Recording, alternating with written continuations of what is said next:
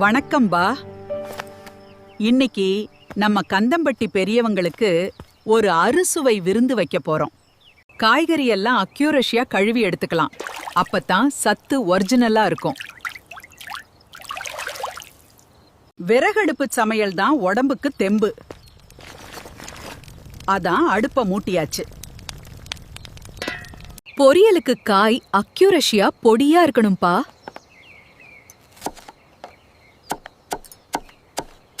முதல்ல கோஸ் பொரியல். தேங்காய் பூ தூவி இறக்குனா ருசி அள்ளும். அவரக்காய் பொரியல்ல அந்த சின்ன வெங்காயத்தோட மணம் அக்யூரஸியா வரணும். உருளைக்கிழங்கு வறுவல்.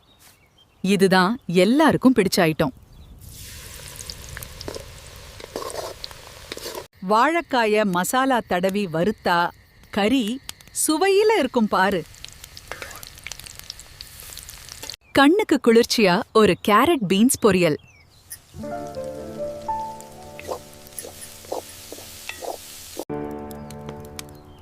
இப்போ மெயின் டிஷ் காய்கறி சாதம் ஆரம்பிக்கலாமா?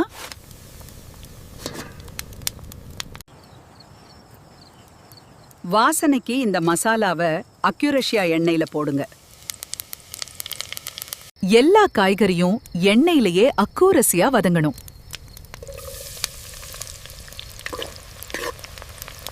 நம்ம ஒரு அரிசியை போட்டு ஒரு கிண்டு கிண்டிடுவோம்.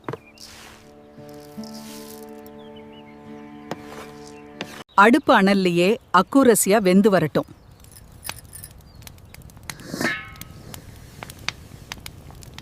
அம்மியில அரைச்ச மசாலா தான் சமையலுக்கு உயிர்.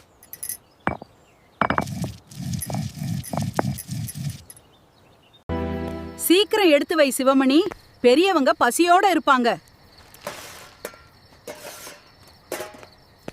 யாருப்பா சோறு பூ மாதிரி மலர்ந்து வந்திருக்கு?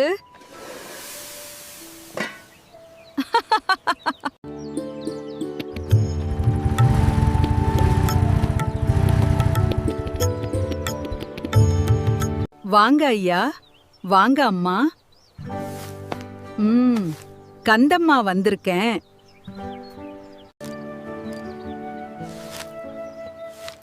வாழை இலைய போட்டு அக்யூரேஷியா பரிமாறலாம். 5 வகை பொரியலும் அக்யூரேஷியா வைப்போம்.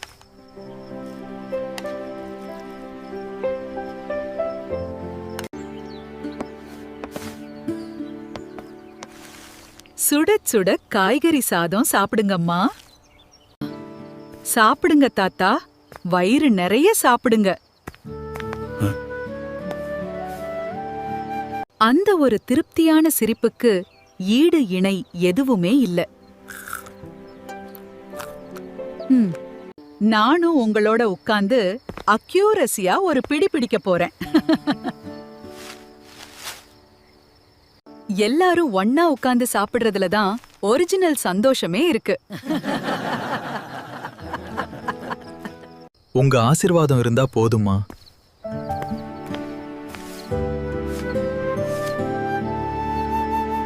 பழைய கதையெல்லாம் பேசிட்டு சாப்பிடுறது எவ்ளோ நிம்மதி.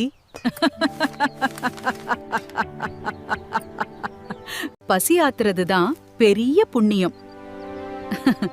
நீங்களும் முடிஞ்ச அளவுக்கு பிறருக்கு உதவி செய்யுங்க. அடுத்த வீடியோவுல சந்திப்போம். சப்ஸ்கிரைப் பண்ணிடுங்க.